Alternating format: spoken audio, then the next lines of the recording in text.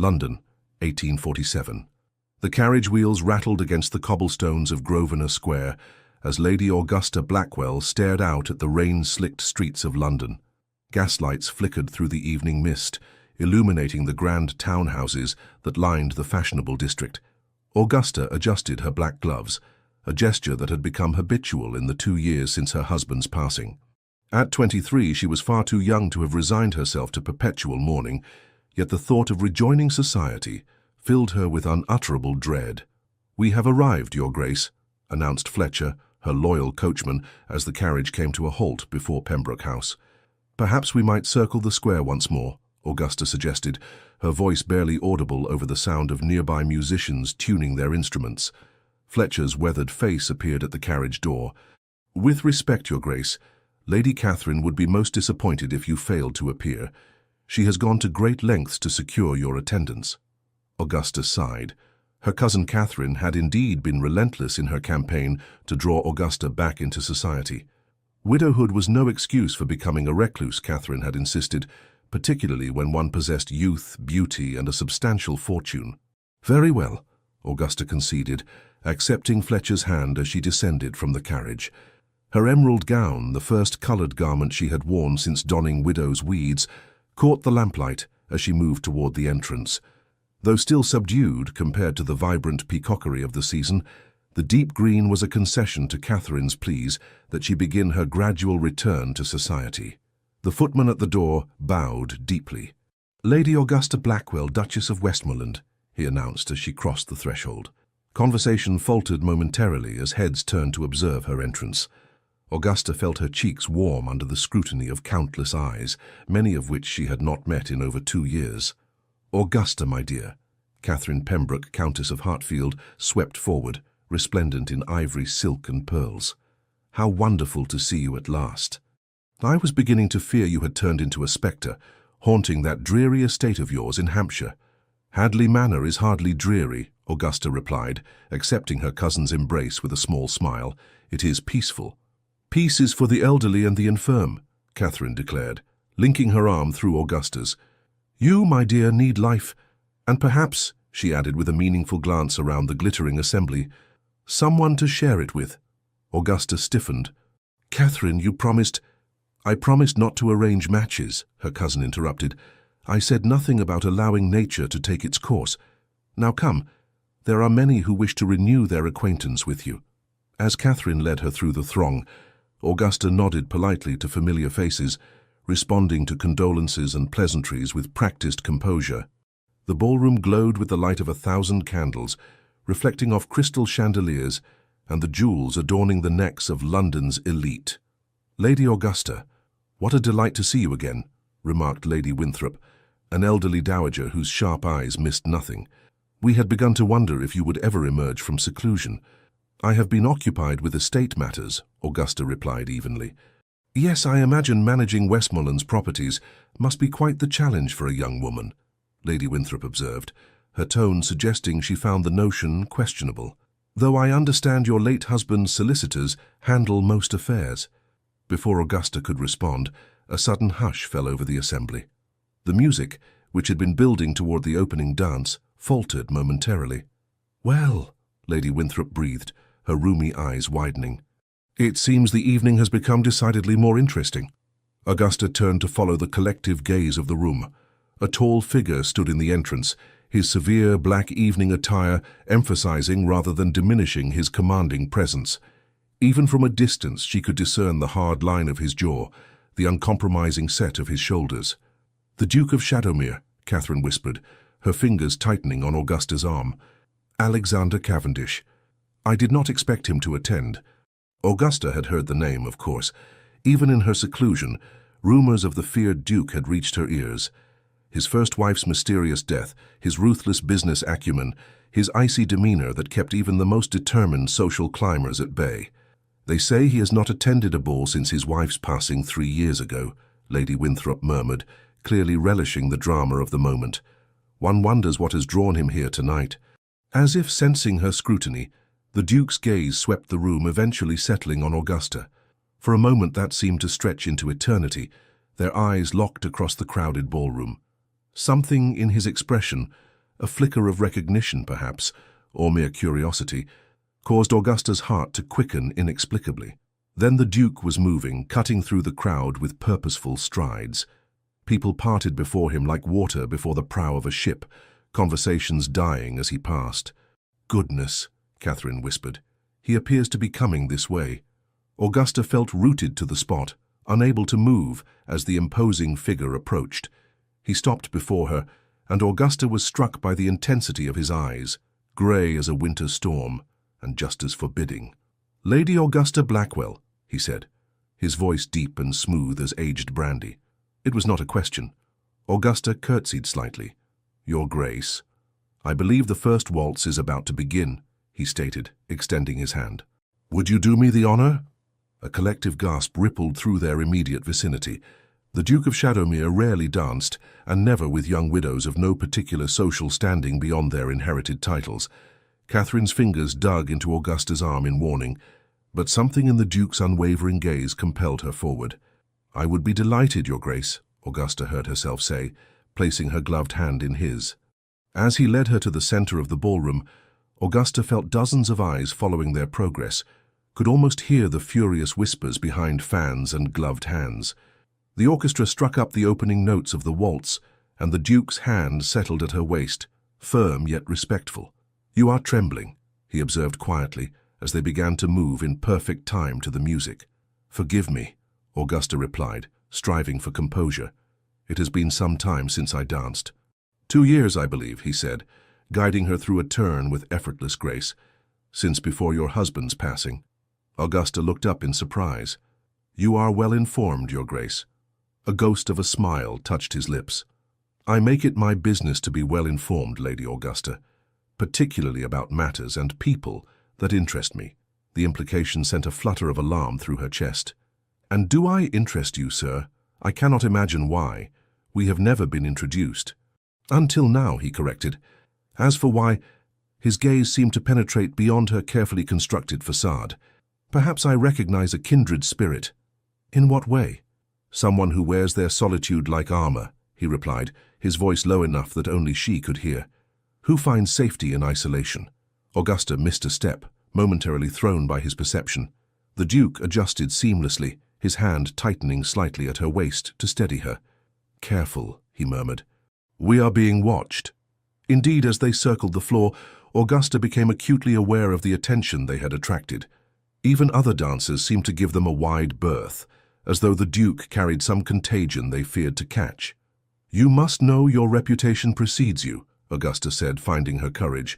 "People speak of you in whispers." "And what do they whisper, Lady Augusta?" There was something dangerous in his tone now. A challenge. "That you are to be feared," she answered honestly. "That misfortune befalls those who cross you." His expression remained impassive, but something flickered in the depths of his eyes. "And does that frighten you?" Augusta considered her answer carefully. "I have faced my share of misfortune already, Your Grace.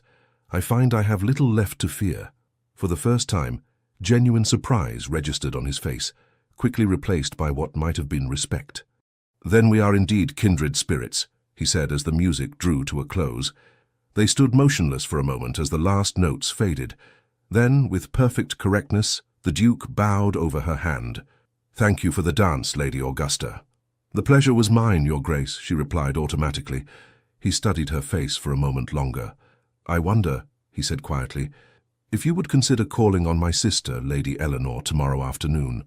She hosts a small gathering for tea at Shadowmere House.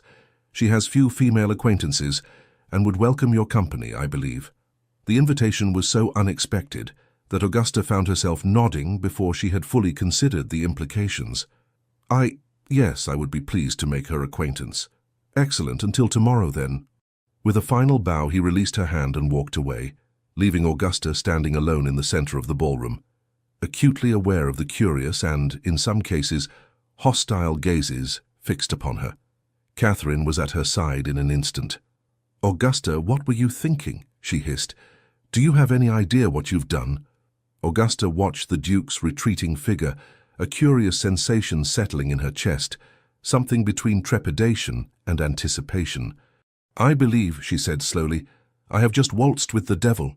"Worse," Catherine replied grimly. You've caught his interest. Heaven help you now." But as Augusta turned back to her cousin, she found herself wondering if perhaps she needed no heavenly intervention. For the first time in 2 years, she felt truly alive, her heart racing not with fear, but with something far more dangerous: curiosity. The following afternoon found Augusta's carriage rolling to a stop before Shadowmere House, an imposing mansion of grey stone that seemed to frown upon Berkeley Square. Unlike the warm, welcoming facades of neighbouring houses, the Duke's London residence presented a forbidding countenance to the world, its windows like watchful eyes regarding passers-by with suspicion. "I shall return in 2 hours, Your Grace," Fletcher said, as he helped Augusta descend from the carriage.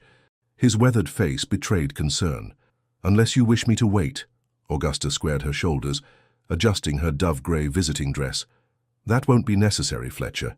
Lady Eleanor is expecting me." The door swung open before she could knock, revealing a silver-haired butler whose dignity seemed etched into the very lines of his face. "Lady Augusta Blackwell," she announced herself. The butler bowed. "We have been expecting you, Your Grace. I am Harrington. Please follow me." The interior of Shadowmere House was surprisingly light, with high ceilings and large windows that admitted the afternoon sun. The décor, while undeniably masculine, possessed an elegance that spoke of refined taste rather than ostentation. Harrington led her through a grand entrance hall and down a corridor lined with portraits, stern-faced men and women who bore the unmistakable Cavendish features: strong jaw, high cheekbones, and those penetrating grey eyes. They arrived at a set of double doors, which Harrington opened with a flourish. "Lady Augusta Blackwell, Your Ladyship," he announced. The drawing-room beyond was a revelation. Unlike the restrained elegance of the rest of the house, this chamber was a sanctuary of femininity. Delicate furniture upholstered in soft blues and creams, vases brimming with fresh flowers, and shelves lined with books and curios created an atmosphere of gentle refinement. A young woman rose from a chaise longue by the window, her face lighting with a smile of genuine pleasure.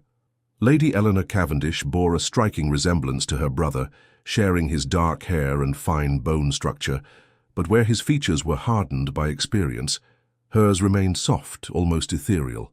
"Lady Augusta," she said, coming forward with outstretched hands, "how delightful that you accepted our invitation. I have heard so much about you." Augusta took the offered hands, immediately warming to Eleanor's unaffected manner. "I confess I was surprised to receive it. Your brother and I are barely acquainted." A knowing smile touched Eleanor's lips. "Alexander rarely does anything without purpose, Lady Augusta. Please sit with me. Harrington, the tea, if you would." As they settled onto the chaise, Augusta studied the younger woman. Lady Eleanor appeared to be in her early 20s, perhaps a year or two younger than Augusta herself.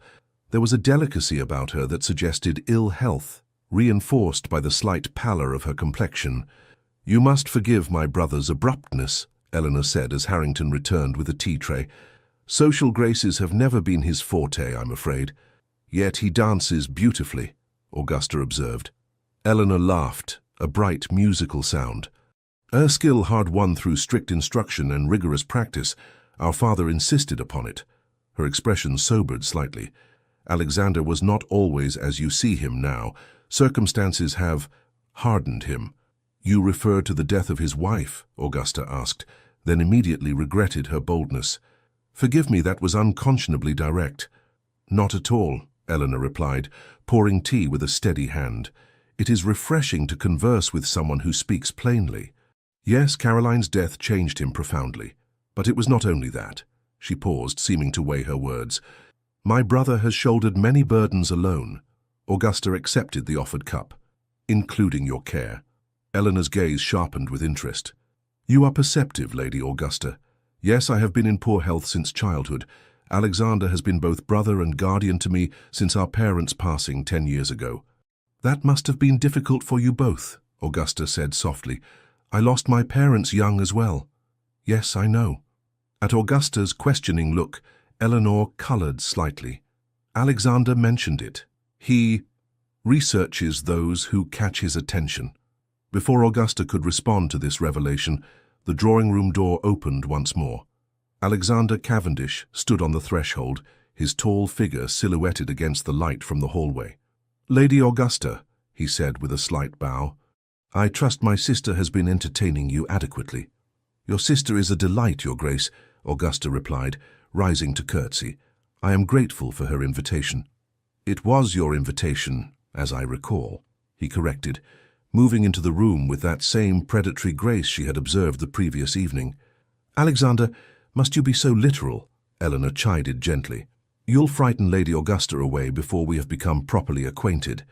"I doubt Lady Augusta frightens easily," he replied, his gaze never leaving Augusta's face. "Do you, Your Grace?" The challenge in his tone was unmistakable. "I believe I mentioned last night that I have little left to fear, Your Grace," Augusta responded evenly, "though I confess your reputation does give one pause." Something like amusement flickered across his stern features. "Reputations are often exaggerated, and sometimes well-earned," she countered. As they concluded their tea, Augusta found herself increasingly intrigued by this complex man and his gentle sister.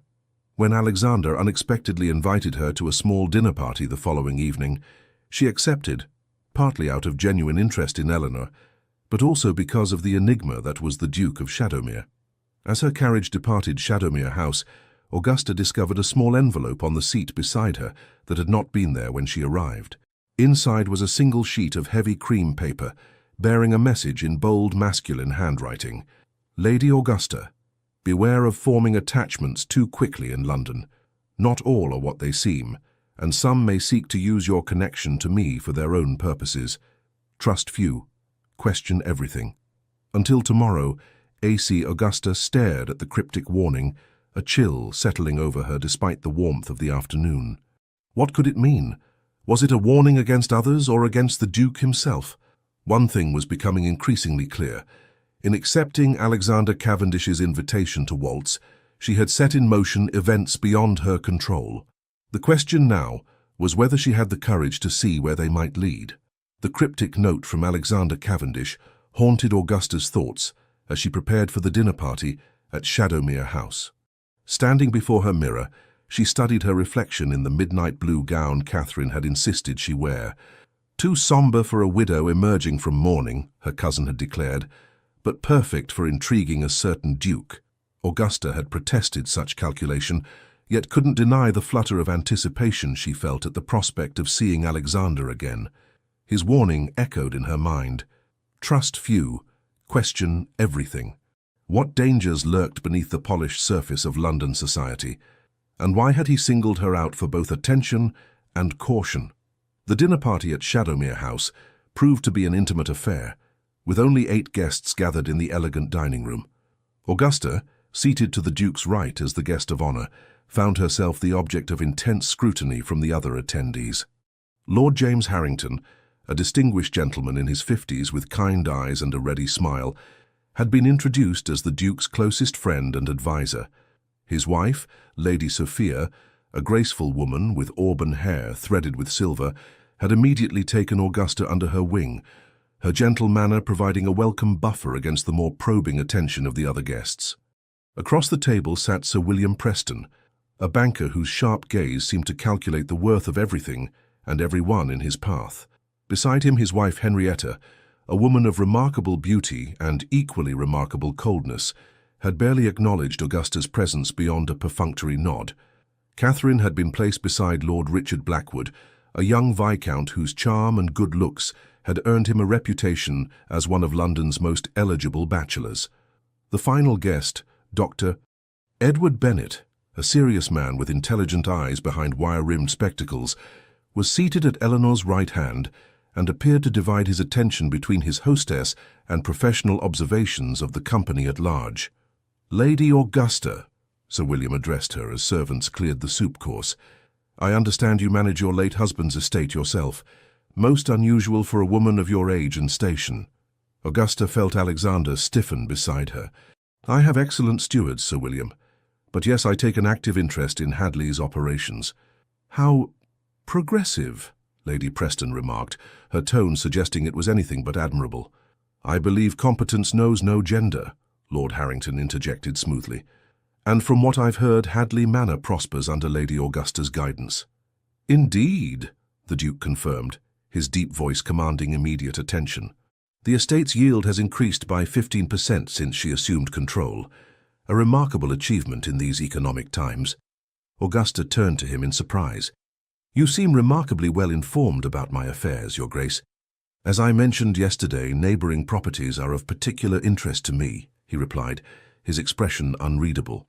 Speaking of which, Lord Blackwood, how fares your father's venture in Cumberland? The Viscount, who had been gazing at Augusta with undisguised admiration, started slightly. Ah, progressing well, I believe. Father seldom shares the details with me, I'm afraid. A pity, the Duke remarked. One would think the heir to such extensive holdings would take a keener interest in their management. Lord Blackwood flushed, and Augusta felt a twinge of sympathy for the young man. Perhaps Lord Blackwood has other interests that command his attention, she suggested. Indeed I do, Lady Augusta, he replied gratefully. I am something of an amateur botanist. I've been cataloguing native orchid species in Derbyshire. How fascinating, Eleanor exclaimed. You must see our conservatory after dinner. Alexander has imported several rare species from the continent. I should like that very much, Lord Blackwood replied, his gaze lingering on Augusta rather than Eleanor. Augusta felt the Duke's eyes upon her, assessing her reaction to the Viscount's obvious interest. She kept her expression neutral, though inwardly she was puzzled by the strange tension she sensed between the two men. The meal progressed through several more courses, the conversation flowing easily under Lord Harrington's skilled guidance. Augusta found herself drawn into discussions of literature, music, and even politics, subjects she had missed during her self-imposed isolation in Hampshire. You are remarkably well read for a young woman, Dr. Bennet observed, after she had contributed to a debate on Wordsworth's later works. My father believed in educating daughters as well as sons, Augusta replied, and widowhood provides ample time for reading. A waste, Lady Preston murmured just loudly enough to be heard. A beautiful young woman like yourself, buried in books and ledgers. I consider it neither waste nor burial, Augusta countered politely. Merely a different application of one's faculties than society typically expects of women. Well said, the Duke commented, and Augusta detected a note of approval in his voice that sent an unexpected thrill through her. As the final course was served, Eleanor turned the conversation to the upcoming charity ball for the Children's Hospital, an event she was apparently helping to organize despite her frail health. We had hoped to secure the assembly rooms, she explained, but they were booked for a private function. We're still searching for a suitable venue. What about the Pembroke Ballroom? Catherine suggested. I'm sure my husband would be amenable. That's very kind, Eleanor replied, but we anticipate over 300 guests. I fear even your generous ballroom would be somewhat cramped. Perhaps Shadowmere House could host, Augusta suggested impulsively. Your ballroom seems more than adequate. A hush fell over the table. The Duke rarely opened his home to large gatherings, a fact Augusta realized belatedly as she noted the surprised expressions around her. An excellent suggestion, Alexander said after a moment's consideration. Eleanor, make the necessary arrangements. Eleanor's face lit with delight. Are you certain, Alexander? It would mean opening much of the house to the public. For a worthy cause, he replied, his eyes meeting Augusta's. I find I'm willing to make exceptions to my usual privacy. The significance of this concession was not lost on the other guests. Lady Preston's eyes narrowed speculatively, while Lord Harrington regarded his friend with undisguised astonishment. How generous, Lady Preston said silkily. One wonders what has prompted this sudden philanthropy. Perhaps, the Duke replied, his gaze still fixed on Augusta. I am simply following Lady Augusta's admirable example of emerging from seclusion. After dinner, the gentlemen declined to separate for port, instead joining the ladies in the music room where Eleanor was persuaded to play the pianoforte. Her skill was considerable, the music filling the elegant chamber with haunting melodies that seemed to reflect her gentle yet melancholy spirit. Augusta found herself standing near a set of French doors that opened onto a small balcony. Seeking a moment's respite from the intensity of the evening, she slipped outside into the cool night air. The balcony overlooked a walled garden, silvered by moonlight and fragrant with early roses. Augusta drew a deep breath, steadying herself against the stone balustrade. Seeking escape so soon? The Duke's voice behind her caused her to start. Merely some fresh air, she replied, turning to face him. In the moonlight his features appeared less severe, the hard lines of his face softened by shadow. My guests can be somewhat overwhelming, he acknowledged, moving to stand beside her. Particularly the Prestons. Sir William seems rather calculating. An apt description, the Duke said with a dry smile. He is a man who sees relationships purely in terms of advantage. And Lady Preston? Henrietta? Something darkened in his expression. She is a woman accustomed to getting what she wants, by whatever means necessary. There was a history there, Augusta sensed, though whether romantic or otherwise she could not determine. They seem unusual choices for an intimate dinner. One keeps potential allies close, he replied, and potential adversaries closer still. And which am I? Augusta asked boldly. The Duke studied her for a long moment, his grey eyes reflecting the moonlight. Neither, I think, at least not yet. Then what am I, Your Grace? Why invite me here? Why single me out at the ball? I am nobody of consequence. I disagree, he said softly. You are a woman of considerable consequence, Lady Augusta, more than you realize. Before she could press him further, the sound of the French doors opening interrupted their exchange. Lord Blackwood stepped onto the balcony, his handsome face lighting with pleasure at the sight of Augusta. Ah, there you are, Lady Augusta. I had hoped you might honor us with a song. Lady Eleanor assures me you have a lovely voice. Augusta glanced at the Duke, whose expression had reverted to its customary impassivity. Perhaps another time, Lord Blackwood. I fear I'm somewhat out of practice. Then perhaps you might allow me to escort you through the conservatory. The Viscount persisted. The moonlight makes it quite magical, I'm told. Again Augusta looked to the Duke, uncertain why she felt the need for his approval. He gave an almost imperceptible nod. I would be delighted, she said, accepting Lord Blackwood's offered arm. As they turned to leave, the Duke spoke once more. Lord Blackwood. The younger man paused. Yes, Your Grace? Take care with my orchids, Alexander said, his voice deceptively mild. Some varieties can be quite toxic if handled improperly. The warning was clear, though its precise meaning remained ambiguous. Lord Blackwood's arm tensed beneath Augusta's hand. I shall be the soul of caution, Your Grace, he replied with forced lightness. As they made their way toward the conservatory, Augusta found herself glancing back at the solitary figure on the balcony. The Duke stood motionless, his face in shadow, watching their departure with an intensity that sent a shiver down her spine, not entirely of fear. The conservatory was indeed magical in the moonlight, its glass walls and ceiling creating a cathedral of silver and shadow. Exotic plants created mysterious silhouettes, and the air was heavy with the scent of night-blooming flowers. Lady Augusta, Lord Blackwood began as they strolled between rows of rare specimens, I hope you will permit me to call upon you during your stay in London. That is very kind, my lord, but I'm not certain— Please, he interrupted, stopping to face her. I have admired you from afar for some time. Even before your husband's passing, your grace and intelligence were spoken of with great respect.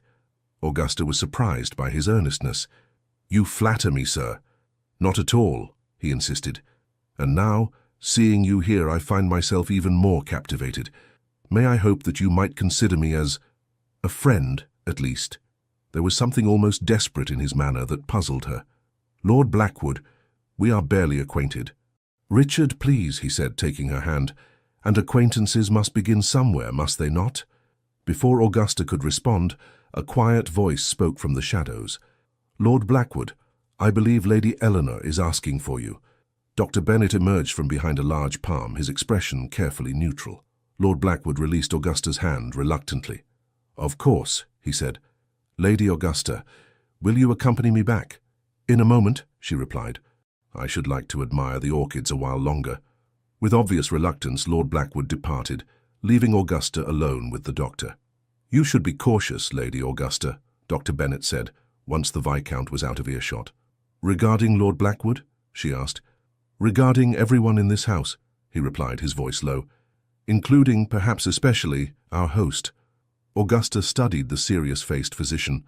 You are the Duke's doctor, are you not? And his friend, I hope, Bennet confirmed, which is why I feel compelled to warn you. The Duke's interest in you has not gone unnoticed, and there are those who might seek to use you to gain advantage over him. Use me? How? Dr. Bennet hesitated. The circumstances surrounding the first Duchess's death were complicated. There are those who believe the Duke was somehow responsible. though I know this to be false. And you think Lord Blackwood is among these people?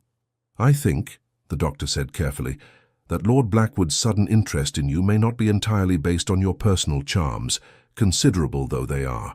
His family has a long-standing feud with the Cavendishes, dating back generations. Augusta frowned. Then why would the Duke invite him here? Alexander keeps his enemies under close observation, Bennet replied. And perhaps he wished to see how you would respond to the Viscount's attentions. I am not a pawn to be moved about on some chessboard, Augusta said, indignation rising. No, Bennet agreed, but you may find yourself on one nonetheless. Be careful, Lady Augusta. Alexander Cavendish is a good man despite what rumours may suggest, but his world is more dangerous than you know. With that cryptic warning, the doctor offered his arm. Shall we rejoin the others? As they walked back toward the music room, Augusta's mind whirled with questions. What game was being played here? And why did she seem to be at its centre? The remainder of the evening passed without incident, though Augusta was acutely aware of the undercurrents flowing beneath the polite conversation. Lord Blackwood continued his attentions, though somewhat subdued after Dr. Bennet's intervention. Lady Preston watched her with calculating eyes, while Sir William engaged the Duke in what appeared to be a heated discussion of business matters in a corner of the room. As the evening drew to a close, Augusta found herself once more in the Duke's company as he escorted her and Catherine to their waiting carriage. I trust you found the evening tolerable, he said, his voice low enough that only she could hear. More than tolerable, Augusta replied honestly, though somewhat perplexing. A ghost of a smile touched his lips. Life is seldom straightforward, Lady Augusta. So it seems, she agreed, particularly in your orbit, Your Grace. He assisted her into the carriage with careful hands. Until the charity ball, then. I shall call upon you tomorrow to discuss the arrangements. Tomorrow? Augusta echoed, surprised. Unless that would be inconvenient? Not at all, she replied, aware of Catherine's curious gaze. We shall expect you. As the carriage pulled away, Catherine leaned forward eagerly. Augusta, you dark horse, what have you done to captivate the fearsome Duke of Shadowmere? He scarcely took his eyes from you all evening. Augusta shook her head, genuinely bewildered. I haven't the faintest idea, Catherine. We've barely exchanged more than pleasantries. Nonsense! Something has clearly caught his interest. Catherine's eyes gleamed with excitement. How extraordinary! The most elusive bachelor in England pursuing my widowed cousin. He is hardly pursuing me, Augusta protested, and I am not seeking his attention. Catherine's expression grew serious. Be careful, Augusta. The Duke's reputation is complicated. There are rumours about his first wife's death that were never satisfactorily explained.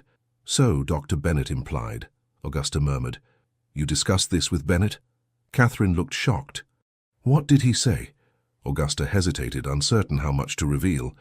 Only that the circumstances were complicated, but that he believed the Duke innocent of any wrongdoing. Well, he would say that, wouldn't he? Bennet has been the Duke's physician for years. Catherine sighed. I'm not saying you should avoid Alexander Cavendish. Heaven knows you deserve some excitement after 2 years of mourning. Just proceed with caution. I assure you, caution is uppermost in my mind, Augusta replied, though even as she spoke she wondered if it was entirely true. There was something about the Duke that called to her, a recognition of kindred pain, perhaps, or simply the magnetic pull of a man whose every word and gesture hinted at hidden depths. Later that night, as Augusta prepared for bed in the guest chamber of Catherine's townhouse, her lady's maid, Wilson, handed her a small package. This arrived by messenger just after we returned, Your Grace, Wilson explained. The footman said it was most urgent. The package, wrapped in plain brown paper and sealed with unmarked wax, contained a folded letter and a small brass key. Augusta opened the letter with trembling fingers. Lady Augusta, forgive the late hour of this communication. Matters have arisen that require immediate attention. The enclosed key opens the garden gate at the rear of Shadowmere House. Come at your earliest convenience tomorrow morning. Enter through the garden and proceed to the conservatory. Tell no one of this message, not even your cousin. Trust no one until we have spoken. A.C. Augusta stared at the cryptic note, her heart racing. What could possibly be so urgent as to require such secrecy? And why did the Duke trust her? a virtual stranger with whatever mysterious situation had arisen. "Is everything well, Your Grace?" Wilson inquired, noting her mistress's troubled expression. "Yes," Augusta replied, quickly folding the letter. "Merely a social matter. That will be all for tonight, Wilson." After her maid had departed, Augusta paced the bedroom, the brass key clutched in her palm. Every instinct for self-preservation urged her to ignore the summons, to return the key unused. Yet something stronger, curiosity perhaps, or a deeper recognition that whatever path her life was to take now depended on her response to this moment, compelled her to set the key on her nightstand and blow out the candle. Tomorrow she would answer the Duke's call.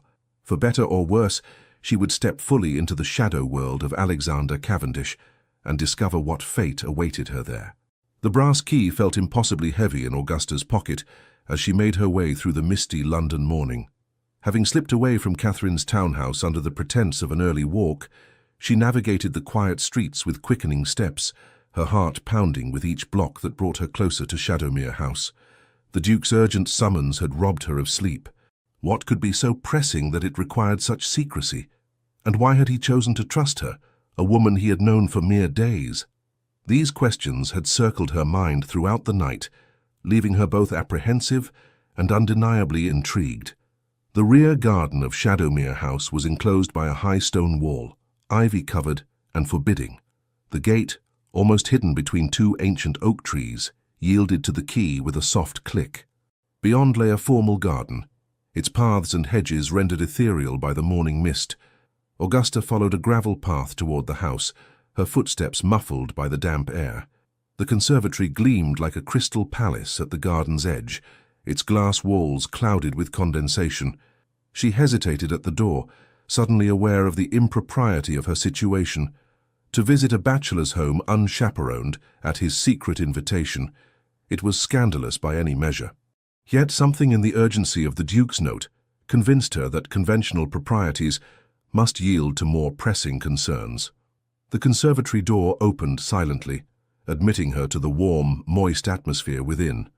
In daylight, the collection of exotic plants was even more impressive than it had appeared by moonlight. Orchids in every conceivable color bloomed alongside ferns, palms, and flowering vines that created a verdant labyrinth. Lady Augusta. She turned to find the Duke emerging from between two towering palms. He was dressed more casually than she had yet seen him, in riding breeches and a white shirt open at the collar, his dark hair slightly disheveled. The effect was startlingly intimate. "Your Grace," she acknowledged, suddenly acutely aware of her compromised position. "Your note sounded urgent." "It was," he confirmed, stepping closer. In the diffuse light filtering through the glass ceiling, his grey eyes appeared almost silver. "I apologize for the secrecy, but I feared our conversation last night might have been overheard." "By whom?" "There are ears everywhere in London society," he replied, "and what I must tell you requires absolute privacy." Augusta steeled herself. "I'm listening." Alexander gestured toward a small wrought-iron bench partially concealed by flowering vines. "Please, sit." Once they were seated, he began. "I believe you may be in danger, Lady Augusta." "From what quarter?" she asked, surprised by her own calm. "That remains unclear," he admitted, "but certain events have come to my attention that suggest someone wishes to harm you, or perhaps use you to harm me." Augusta frowned. "That seems far-fetched, Your Grace. I'm of no particular importance."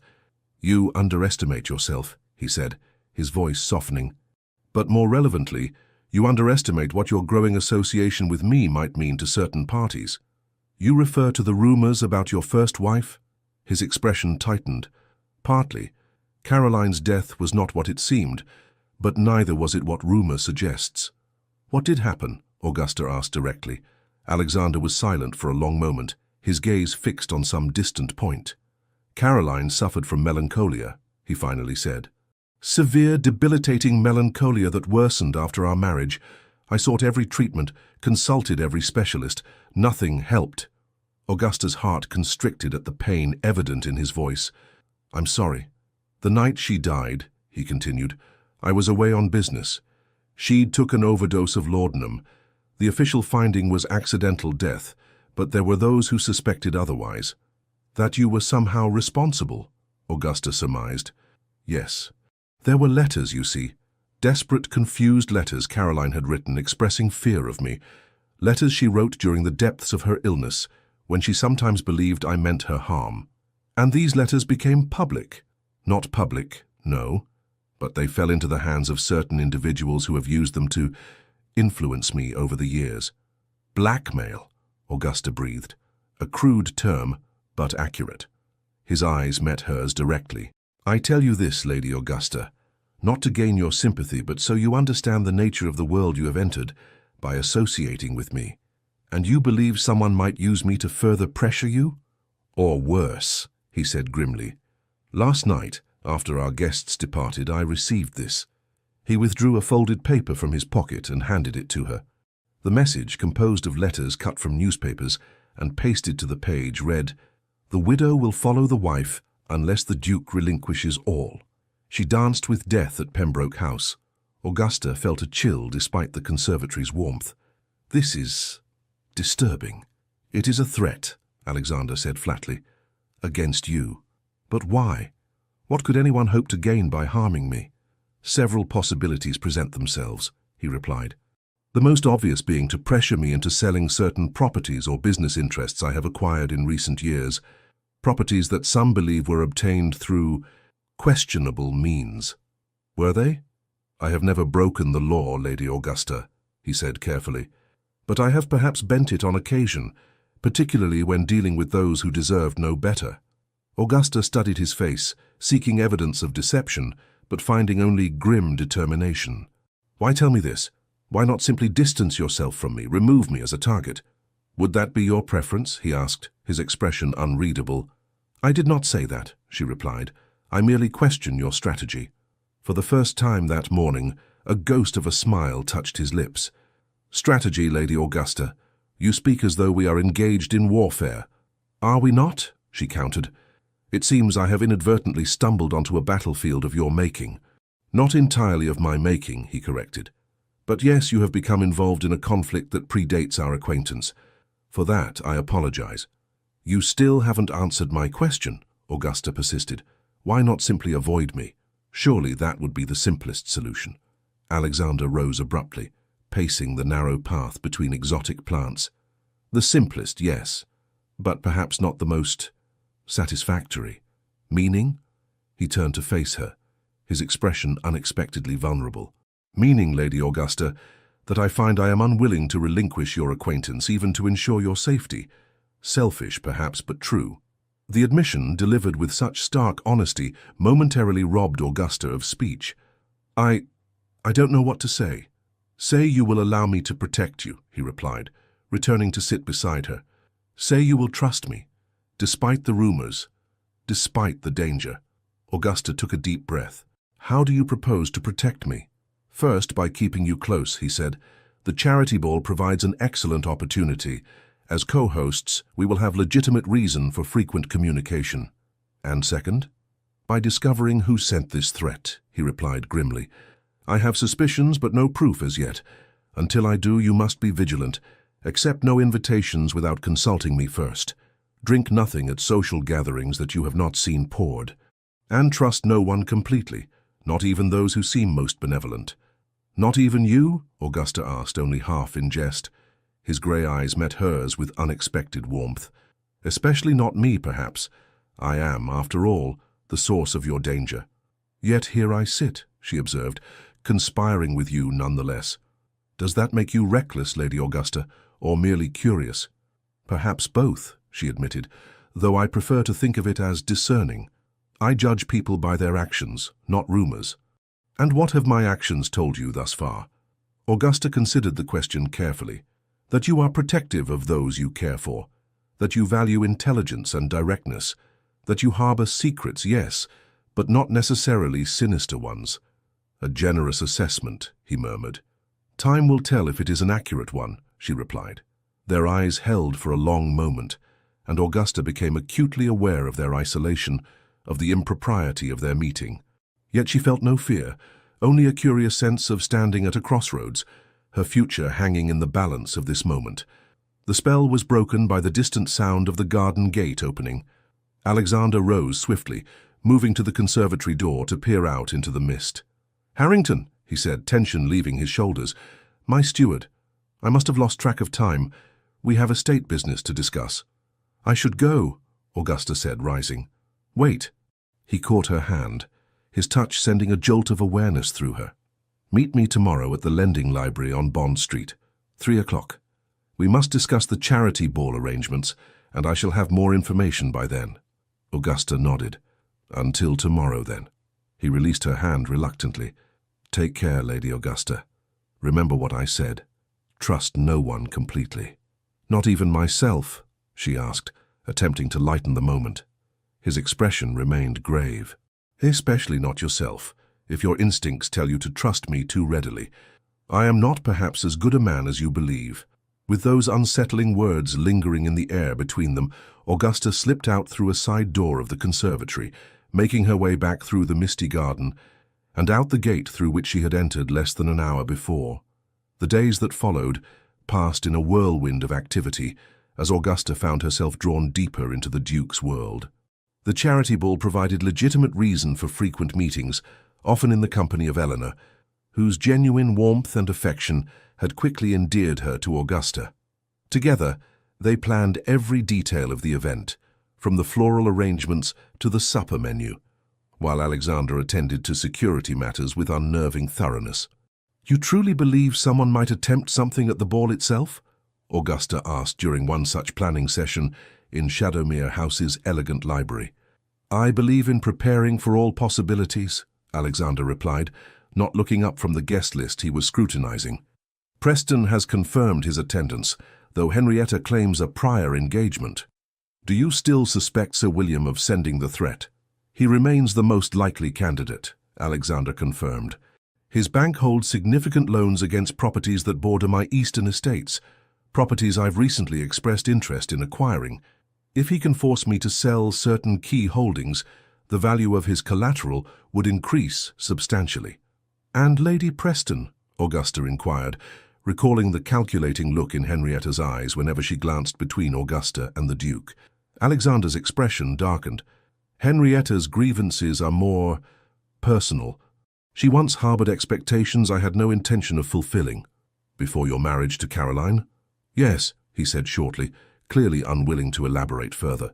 "In any case, with both Prestons present at the ball, along with Lord Blackwood and several other potential adversaries, vigilance will be essential." "You suspect Lord Blackwood as well?" Augusta asked, surprised. Despite the young Viscount's continued attempts to engage her interest during the past weeks, she had found him charming, if somewhat shallow, hardly the type to resort to anonymous threats. "I suspect everyone until proven trustworthy," Alexander replied, his gaze finally meeting hers. "A habit that has served me well over the years." "And yet you trust me," she observed. "A woman you've known less than a month." Something softened in his expression. "Trust is perhaps too absolute a term. Let us say I am inclined to believe in your integrity, an inclination that grows stronger with each passing day." The admission, delivered with such careful precision, nevertheless sent a flutter of warmth through Augusta's chest. Before she could respond, the library door opened to admit Eleanor, her pale face flushed with excitement. "The final RSVPs have arrived," she announced, waving a sheaf of cards. "Over 300 guests confirmed. Augusta, we've done it. This will be the most successful fundraiser in the hospital's history." As Eleanor reviewed the acceptances, Augusta found her attention drawn to Alexander. He had returned to his papers, but she felt his awareness of her like a physical touch. Something was shifting between them, something beyond the practical alliance formed in the face of unknown threats, something that frightened and exhilarated her in equal measure. The evening of the charity ball arrived, with a flurry of last-minute preparations. Augusta had spent the day at Shadowmere House, overseeing the final arrangements alongside Eleanor. Now, as she prepared to change for the evening, she found herself in the elegant guest chamber that had been set aside for her use, a courtesy that had raised Catherine's eyebrows, but which Eleanor had insisted upon as practical necessity. "You can hardly be expected to travel back and forth in your ball gown," Eleanor had declared. "Besides, Alexander says it's safer for you to remain here until the last guests have departed." The reminder of potential danger cast a momentary shadow over Augusta's anticipation. Despite Alexander's vigilance, no further threats had materialized, nor had he been able to prove Sir William's involvement in the original message. Yet Augusta could not shake the feeling of being watched whenever she ventured into society, a prickling awareness of hostile scrutiny from unknown quarters. A soft knock at the door interrupted her thoughts. Wilson, her lady's maid, entered with a large box. "This just arrived for you, Your Grace," Wilson said, placing the box on the bed. "From His Grace, the Duke." Augusta opened the package with curious fingers. Inside, nestled in tissue paper, lay a magnificent gown of silver silk embellished with delicate beadwork that caught the light like tiny stars. Beneath it was a smaller velvet box containing a pair of diamond earrings and a matching bracelet of breathtaking elegance. A folded note lay atop the jewelry. "For tonight's co-hostess, the silver suits your eyes." Augusta traced her fingers over the bold handwriting, her heart quickening at the personal nature of the gift. It was not merely extravagant, it was thoughtful. The silver tones a perfect complement to her coloring, the style exactly to her taste without being ostentatious. "Shall I help you dress, Your Grace?" Wilson asked, her eyes wide at the splendor of the gown. Augusta nodded, suddenly unable to speak past the emotion tightening her throat.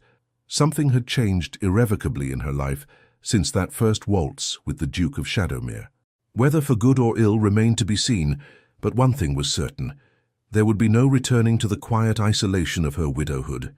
An hour later, Augusta descended the grand staircase, a vision in silver silk and duchess lace. Alexander waited at the bottom, his tall figure commanding in formal black evening attire. In the 2 weeks since their clandestine meeting in the conservatory, something had shifted between them. A deepening of trust, perhaps, or something more profound that neither dared name. "Lady Augusta," he said, taking her gloved hand as she reached the final step. "You outshine every star in the heavens tonight." "Flattery, Your Grace," she replied with a smile. "How unlike you." "Not flattery," he corrected. "Merely accurate observation." Eleanor appeared at her brother's side, lovely in pale blue that complemented her delicate coloring. "Augusta, you look magnificent. The ball will be the talk of London for months." "Thanks to your tireless efforts," Augusta said warmly, genuinely fond of the younger woman who had become a dear friend over the past weeks. "And yours," Eleanor insisted. "Alexander says you have a gift for organization that rivals his own.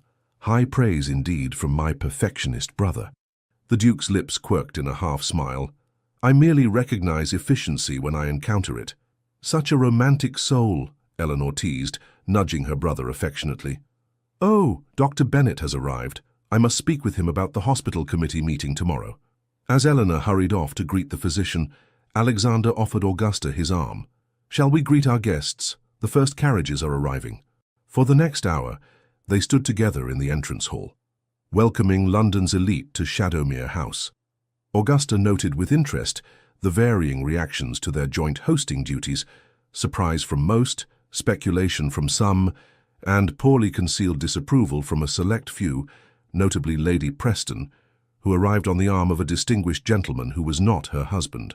"Sir William sends his regrets," Henrietta explained, her smile not reaching her eyes. "Urgent business in Manchester. Lord Everley was kind enough to escort me in his absence." "How fortunate," Alexander remarked, his tone neutral, though Augusta sensed his tension. "Lord Everley, I believe you know Lady Augusta Blackwell?" The silver-haired Earl bowed over Augusta's hand.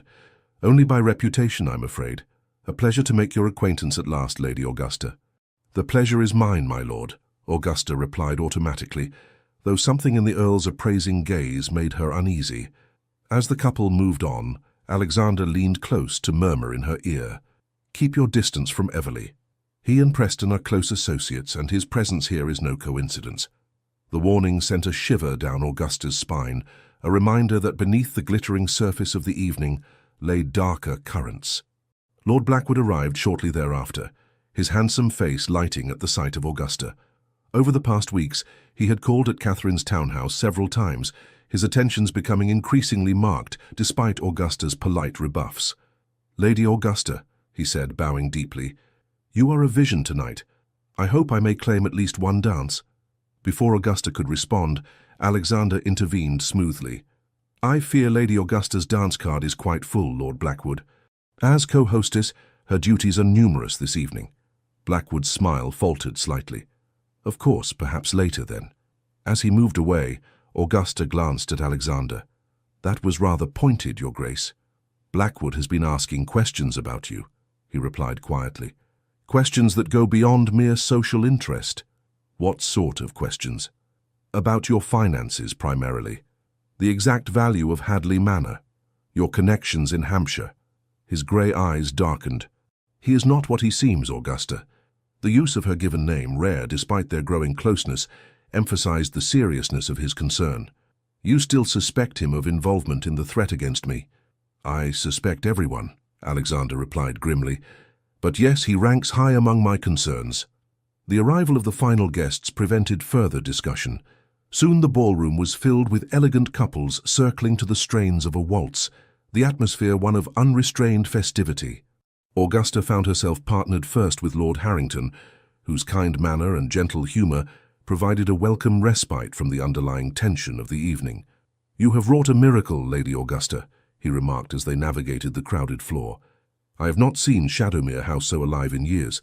The credit belongs to Eleanor and His Grace, Augusta demurred. I think not, Harrington replied with a knowing smile. Alexander has changed since meeting you.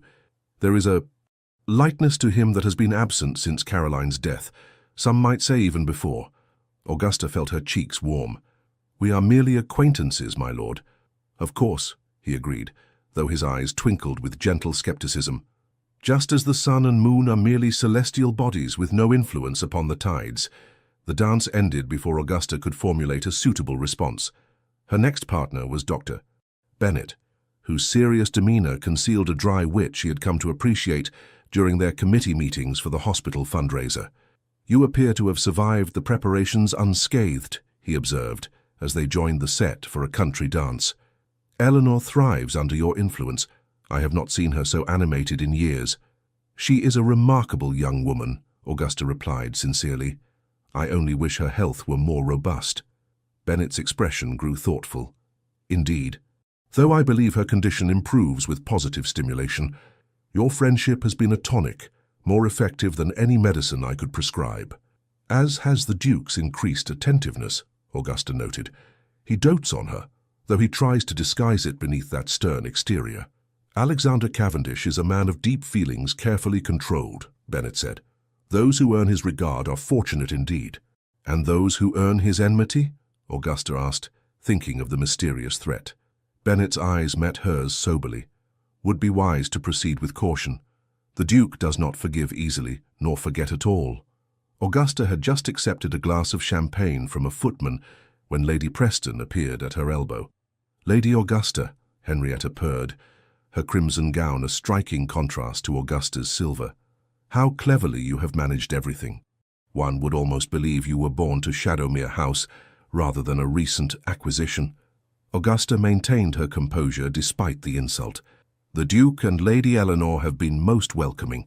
The success of tonight belongs to them. How modest, Lady Preston remarked, sipping her champagne, though I wonder if you fully appreciate the position in which you find yourself. I'm afraid I don't take your meaning. Henrietta's perfect lips curved in a smile that didn't reach her eyes. No, let me be plain then. Alexander Cavendish is not a man who forms attachments lightly. That he has singled you out is noteworthy. We share an interest in the Children's Hospital, Augusta replied carefully. Nothing more. Lady Preston laughed, a tinkling sound devoid of warmth. My dear, we are both women of the world. The Duke's interest extends far beyond charity work, as all of London can see. I merely wonder if you understand what accepting such interest might entail. Again, I must profess confusion, Lady Preston. Henrietta leaned closer, her voice dropping to a confidential murmur. There are aspects of Alexander's character unknown to you, darker aspects that led to his first wife's unfortunate end. Augusta felt a chill despite the warmth of the crowded room. I believe such rumours are greatly exaggerated. Are they? Lady Preston arched a perfect eyebrow. Perhaps you should ask why Caroline was so afraid in those final months. Why she wrote those desperate letters begging for help. Why no one dared to intervene until it was too late. Before Augusta could respond, Alexander appeared at her side, his expression cold as he regarded Lady Preston. "Henrietta, I trust you are enjoying the evening." "Immensely," she replied, unperturbed by his frosty tone. "Lady Augusta and I were just becoming better acquainted." "How fortunate for her," he said, with cutting precision. "Augusta, Eleanor requests your presence in the small drawing-room. Something regarding the charity auction." Grateful for the interruption, Augusta excused herself, though Lady Preston's parting smile lingered unpleasantly in her mind as Alexander guided her through the crowd. "What did Henrietta say to you?" he asked once they were relatively private in a quiet alcove. "Nothing of consequence," Augusta replied, reluctant to repeat the insinuations. Alexander's jaw tightened. "She mentioned Caroline." "It wasn't a question." "Yes," Augusta admitted. "She suggested there was more to your wife's death than is commonly known." "And do you believe her?" His voice was carefully neutral, but Augusta sensed the importance of her answer. "I believe," she said slowly, "that people rarely act without motive. Lady Preston clearly bears you ill will. The question is why." Something like relief flickered in his eyes.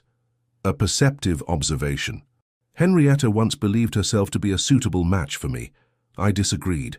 Before your marriage to Caroline?" "Yes. Henrietta married Preston a month after my engagement to Caroline was announced." His expression darkened. "She has never forgiven either slight." A sudden commotion near the ballroom entrance interrupted their conversation. Lord Blackwood had arrived, clearly intoxicated, his handsome features flushed as he loudly demanded another glass of champagne from a startled footman. "Damnation," Alexander muttered. "Just what the evening needed." He started toward the disturbance, but Augusta caught his arm. "Let me. A scene would only draw more attention." Before he could object, Augusta moved swiftly to Blackwood's side, taking his arm with a firm grip disguised as a friendly gesture.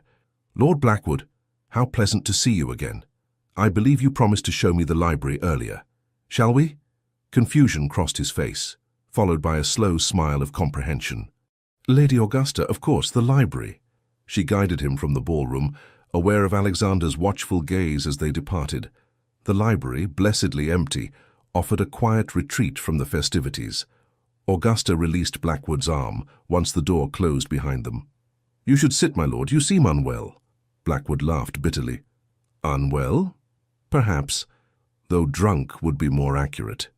He stumbled to a leather armchair, collapsing into it with little grace. "Forgive me, Lady Augusta. I am not at my best this evening." "So I observe," she replied coolly. "May I ask what prompts such behavior?" He studied her through bloodshot eyes. "You truly don't know, do you?" "How extraordinary." "Know what?" "That you are in grave danger," he said, his voice suddenly clear despite his apparent intoxication. "That Alexander Cavendish is not the man you believe him to be." Augusta sighed. "Lord Blackwood, if you have summoned me here merely to repeat tired rumors—" "Not rumors," he interrupted fiercely. "Truth. Caroline Cavendish did not take her own life. She was murdered." A chill ran down Augusta's spine. "That is a serious accusation, sir." "One I can prove," Blackwood insisted. "I have seen the letters Caroline wrote before her death, not just to her family, but to my father. They speak of fear, yes, but also of evidence she had discovered. Evidence of the Duke's involvement in my uncle's death 5 years ago." Augusta struggled to maintain her composure. "Your uncle?" "The previous Earl of Blackwood," he explained. "Officially, he died of heart failure. In reality, he was ruined by Alexander Cavendish's financial manipulations, driven to despair. And then, when he threatened exposure, silenced permanently." "This is absurd," Augusta said, though doubt had begun to creep into her mind. "Why would the Duke target your uncle?" "For the same reason he targets anyone who stands in his way," Blackwood replied bitterly. "Power, control. The Blackwood estates bordered Shadowmere to the east. My uncle refused to sell certain parcels Cavendish wanted for expansion, a mistake that cost him everything." Before she could respond, the library door opened and Alexander entered, his expression thunderous as he surveyed the scene. "Blackwood," he said, his voice dangerously soft, "I believe it's time you departed." The younger man rose, straightening his waistcoat with exaggerated care. "I was just leaving, Your Grace. Lady Augusta and I have had a most illuminating conversation. Indeed. Alexander's gaze flickered to Augusta's face. How fascinating. Blackwood moved toward the door, pausing as he drew level with the Duke. She deserves to know the truth, Cavendish. About everything. Get out, Alexander replied evenly. While you still can. Something like fear flashed in Blackwood's eyes, quickly masked by bravado. With a final bow to Augusta, he departed, leaving a tense silence in his wake. Alexander closed the library door, leaning against it for a moment before turning to Augusta. I apologize for the interruption. Blackwood has always lacked discretion, particularly when in his cups. He seemed remarkably coherent for a man supposedly in his cups, Augusta observed. Alexander's expression sharpened. What did he say to you? Augusta hesitated, torn between loyalty to Alexander and the disturbing seeds of doubt Blackwood had planted. He made accusations about Caroline's death, about your business dealings with his uncle. I see. Alexander moved to the fireplace, staring into the flames for a long moment. And do you believe him? I don't know what to believe, Augusta admitted. Every person in this house seems to have a different version of the truth. Lady Preston hints at dark secrets. Lord Blackwood alleges murder, and you... She faltered. And I? He prompted. You reveal only what you must. When you must, she said softly, always holding something in reserve. He turned to face her, his expression more vulnerable than she had ever seen it. Would complete honesty serve either of us well, Augusta? Would you truly wish to know every shadow in my past, every compromise I have made to protect what is mine? She met his gaze steadily. I would rather know an uncomfortable truth than believe a comforting lie. Alexander moved toward her slowly, stopping when only a few feet separated them. Then here is truth, unvarnished. I did not kill Caroline, nor did I drive her to take her own life, but I failed her nonetheless. I saw her suffering and believed it temporary, treatable. I was wrong. And Lord Blackwood's uncle? Frederick Blackwood ruined himself through gambling and poor investments, Alexander said flatly. I offered to purchase his lands at fair market value before his creditors seized them. He refused out of pride, then accused me of orchestrating his downfall when those same creditors foreclosed. He died of heart failure after a particularly violent argument with his nephew, the very man who now accuses me of murder. Augusta studied his face, searching for signs of deception, but finding only weary honesty. Why would Lord Blackwood lie about such things? Because the truth implicates him, Alexander replied. Richard Blackwood inherited estates heavily encumbered by his uncle's debts. Most of those debts were held by Sir William Preston's bank. Preston agreed to restructure the loans on favorable terms in exchange for Blackwood's assistance in certain matters. Matters concerning you? And now it seems concerning you as well. Alexander closed the remaining distance between them, taking her hands in his. Augusta, I have not been entirely forthcoming about why I approached you that night at the Pembrokes' ball. Her heart quickened at his touch. I had assumed it was mere chance. Nothing in my life happens by chance, he said quietly. I sought you out because I had received information that Blackwood intended to court you, not for your charms, considerable though they are, but because of Hadley Manor's strategic position. Strategic? Your estate sits between Shadowmere and the railway line being constructed to Southampton, Alexander explained. Control of Hadley would allow access to that railway, access that would increase the value of surrounding properties enormously. And you believe Lord Blackwood intended to gain that control through marriage to me? The idea was both insulting and alarmingly plausible. I believe Blackwood acts as Preston's agent in this, yes, Alexander confirmed. When I appeared to develop an interest in you myself, their plans required adjustment. Hence the threatening note, intended to frighten you away from me. The revelation left Augusta momentarily speechless. Everything, their meeting, his attention, the danger that now surrounded her, all stemmed from a cold calculation of property and advantage. If this is all about property and railway access, she said finally, her voice barely above a whisper, why not simply tell me from the beginning? Why the elaborate charade of social calls and charity committees? Because, he said, his voice low and unexpectedly gentle, what began as strategic intervention became something I neither expected nor planned for. Augusta withdrew her hands from his, needing space to think. And what was that? Genuine regard, he replied simply. Admiration. A connection I have not felt since, perhaps ever.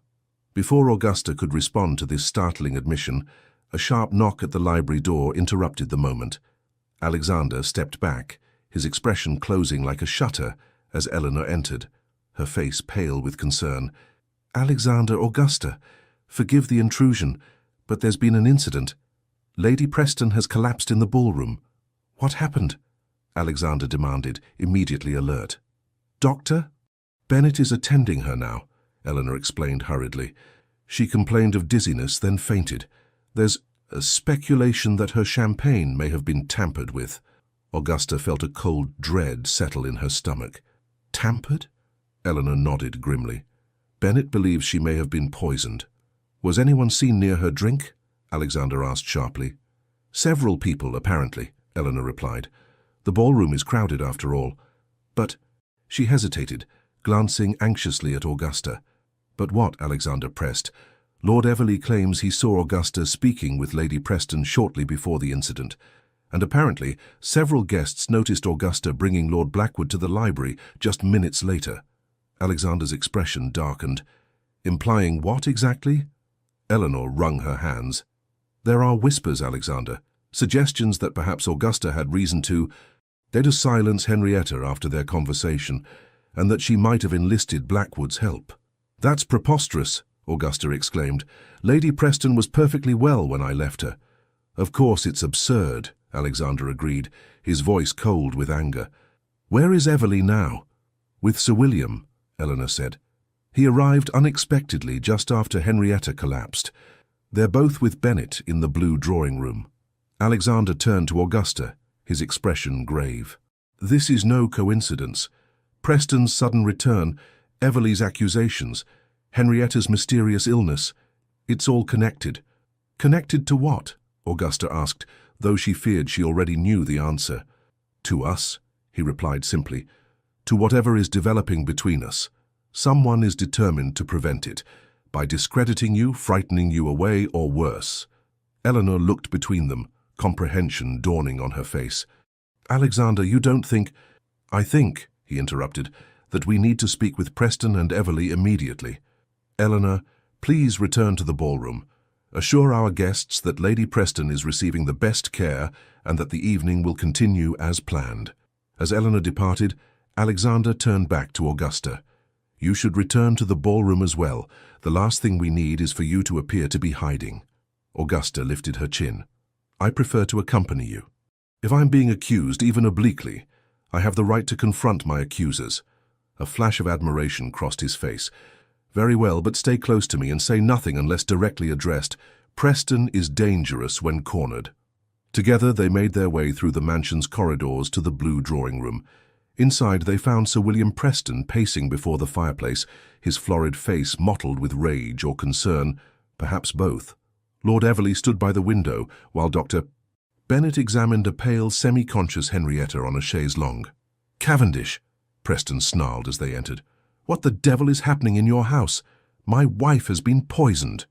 "We don't know that for certain," Bennett interjected, looking up from his patient. "Lady Preston's symptoms could indicate several conditions." "She was perfectly well until she drank that champagne," Everley insisted. "Champagne served at your instruction, Cavendish." Alexander's expression remained impassive. "Champagne served to over 300 guests, none of whom have reported illness. A curious poison that affects only one person, wouldn't you say?" Preston's gaze shifted to Augusta, his eyes narrowing. "Perhaps not the champagne itself, but what was added to it. I understand Lady Augusta was seen speaking with my wife shortly before she collapsed." Augusta stepped forward, ignoring Alexander's warning glance. "As were dozens of other guests, Sir William. Lady Preston and I exchanged brief pleasantries, nothing more.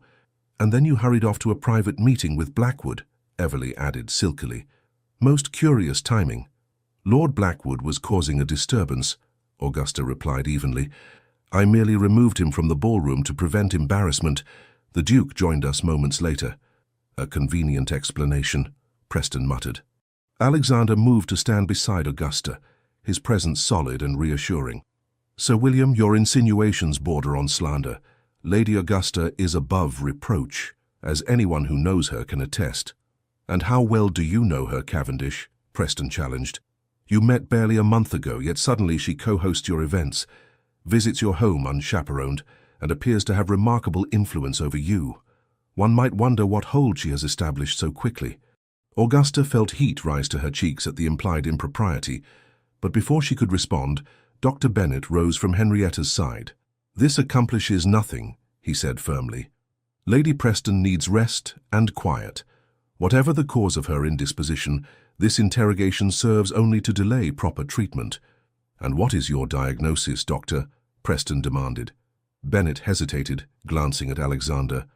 "I cannot be certain without further examination, but her symptoms suggest possible belladonna poisoning. Dilated pupils, dry mouth, elevated pulse.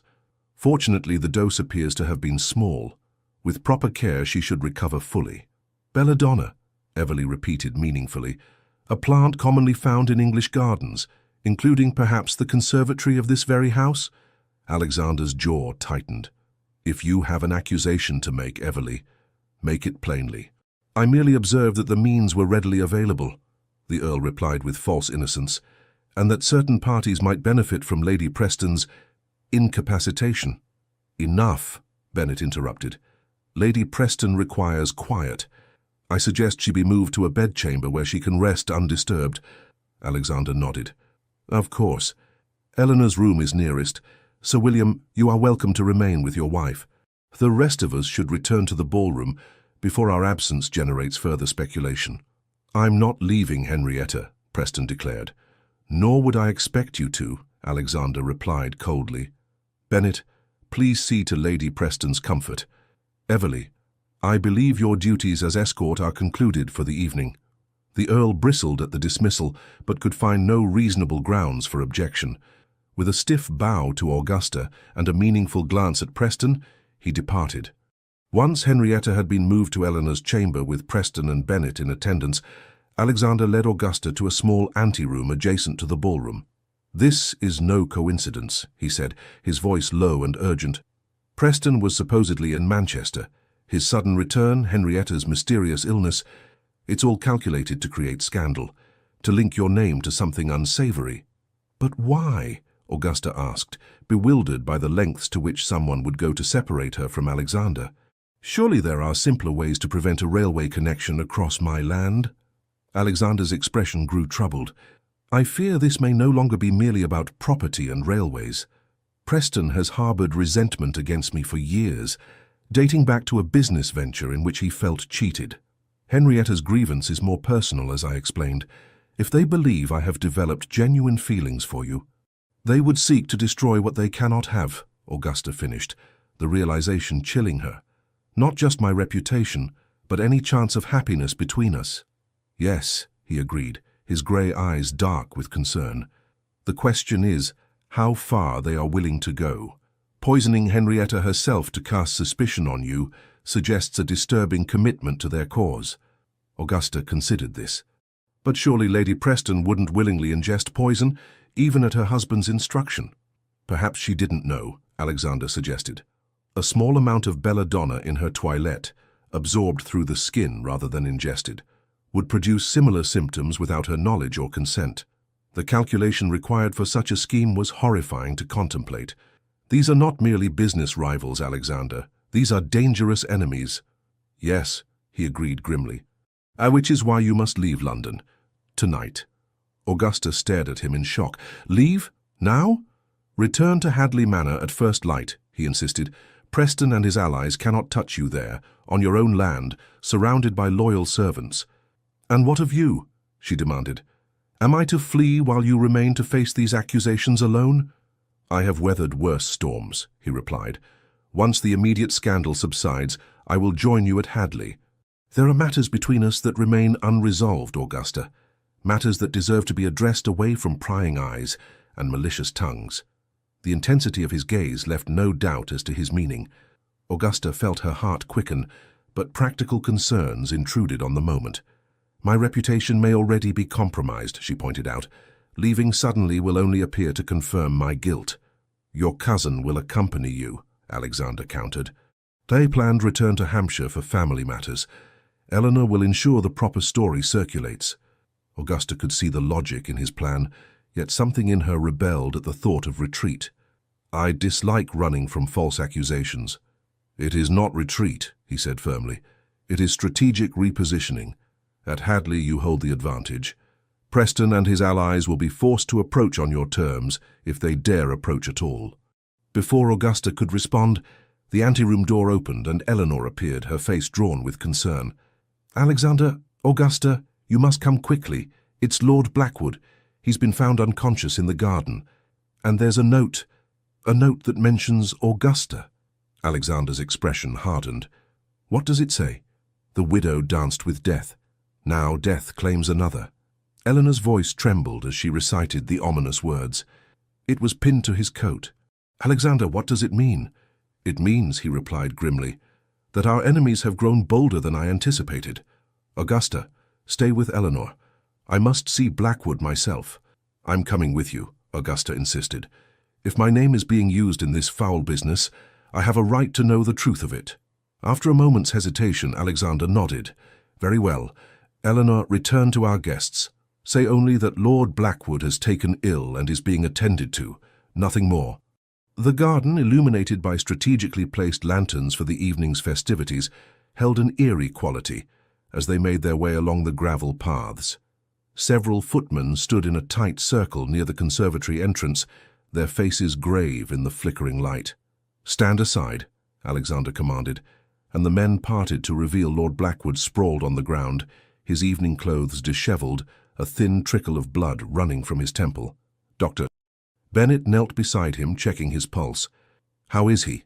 Alexander asked tersely. Bennett looked up, his expression troubled. Alive, but deeply unconscious.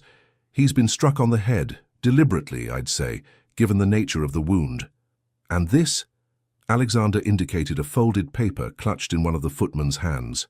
Found pinned to his lordship's coat, Your Grace, the servant explained, handing over the note. Alexander read it, his jaw tightening, then passed it to Augusta. The message, composed of cut newspaper letters like the previous threat, was exactly as Eleanor had reported. Who found him? Augusta asked, fighting to keep her voice steady. I did, Your Grace, replied one of the younger footmen. I was checking the garden lanterns when I saw someone lying near the path. Thought he might be a guest who'd had too much champagne, but when I approached... Did you see anyone else in the garden? Alexander pressed. The footman shook his head. No, Your Grace. Though I heard the garden gate close just as I was coming around the hedgerow, thought nothing of it at the time. Alexander turned to Bennett. Can he be moved? Carefully, the physician replied. He should be taken inside, but not disturbed by the general company. A quiet room where I can examine him properly. The study, Alexander decided. You men carry him gently. Bennett, see to his injuries. I need to know the moment he regains consciousness. As the footmen carefully lifted Blackwood's limp form, Alexander drew Augusta aside. This changes everything.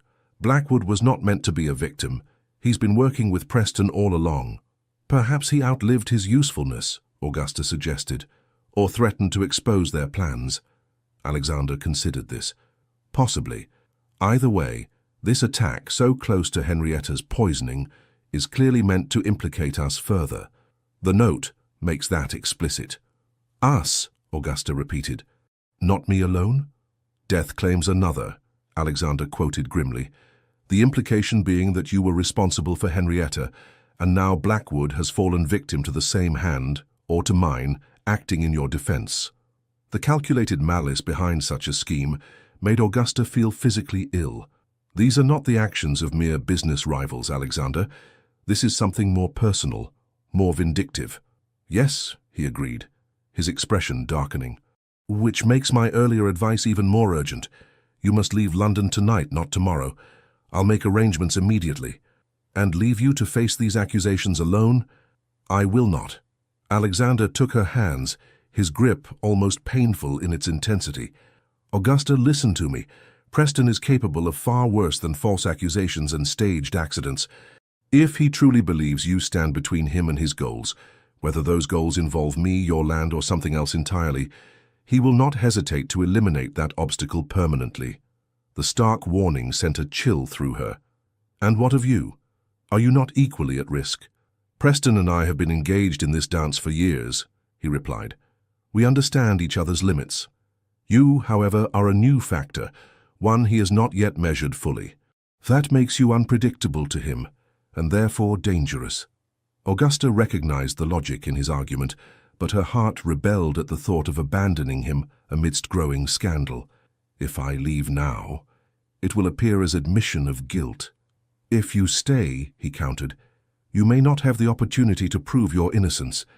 Augusta, please, for once, set aside your courage and consider your safety.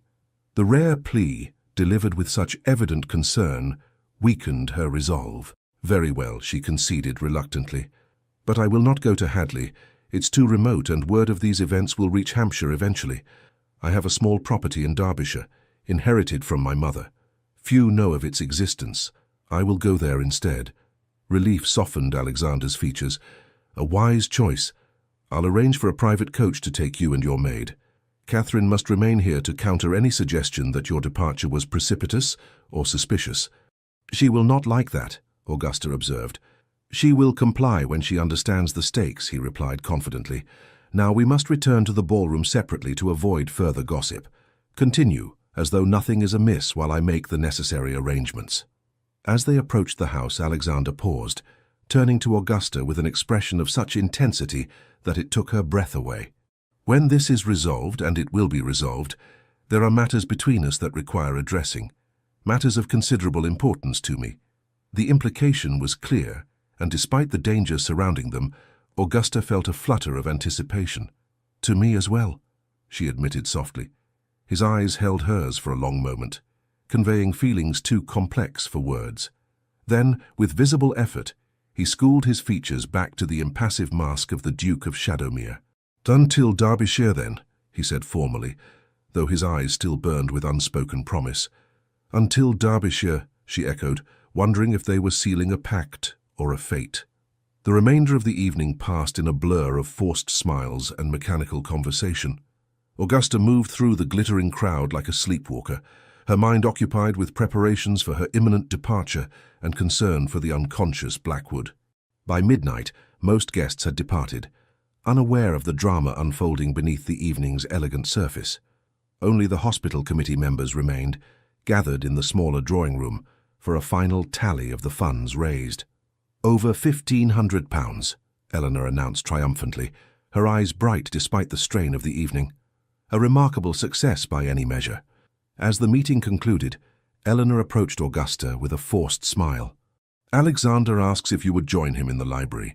There are some final matters regarding the fundraiser that require your attention." Augusta understood the pretext. "Of course.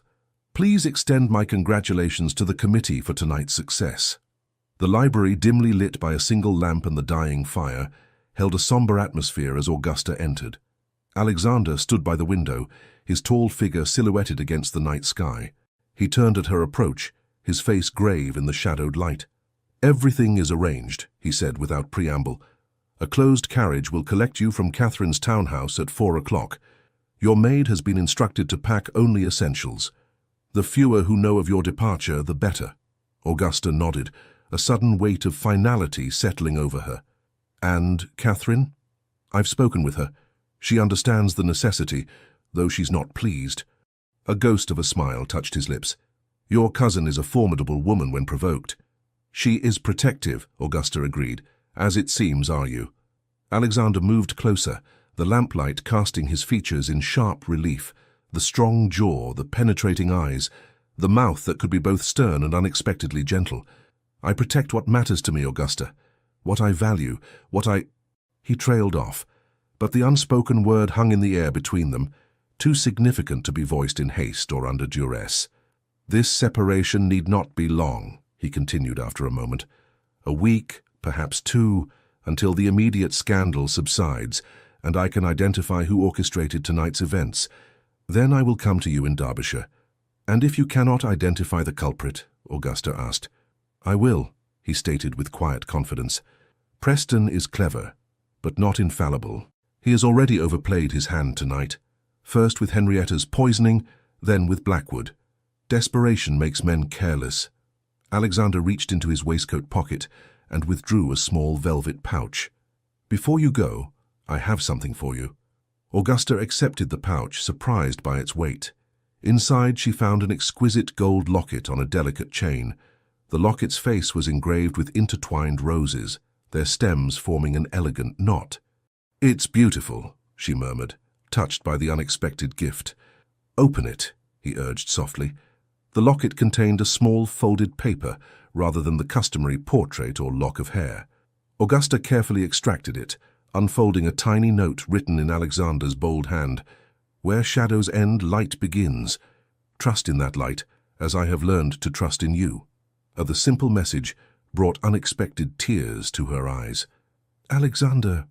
"Wear it," he said, taking the locket from her trembling fingers and moving behind her to fasten it around her neck, not merely as remembrance but as promise. The weight of the locket settled against her skin, warm and somehow reassuring. When Alexander's hands lingered at her nape, Augusta turned to face him, suddenly unwilling to leave with so much still unspoken between them. "Alexander," she began, her voice barely above a whisper, "when this is over, when we meet again in Derbyshire, what then?" His eyes held hers, all pretense and reserve stripped away.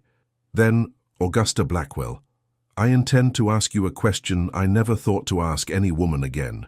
A question that frightens me far more than any business rival or social scandal." Her heart quickened at the implication. "And if my answer is yes?" "Then," he said simply, "the shadows that have defined my existence these past years will finally give way to light." The raw honesty in his voice, the vulnerability beneath the strength, undid her final reservations. Augusta reached up, her fingers tracing the strong line of his jaw with wondering tenderness. "I find," she whispered, "that I am suddenly impatient for Derbyshire." Something fierce and joyful flared in his eyes. With deliberate slowness he bent his head until his lips hovered a breath away from hers. "As am I." The kiss, when it came, was gentle yet profound, a sealing of promises unspoken, a bridge across the separation to come. Augusta surrendered to it completely, her hands finding their way to his shoulders as his arms encircled her waist, drawing her closer with careful reverence. When they finally parted, Alexander pressed his forehead to hers, his breathing unsteady. "Now go," he said roughly, "before I forget all propriety and reason." Augusta stepped back reluctantly, her fingers touching the locket at her throat. "Until Derbyshire," she said, the words no longer a mere farewell but a vow. "Until Derbyshire," he echoed, the simple phrase carrying the weight of future and hope. The gold locket had become a talisman for Augusta during the long weeks of separation.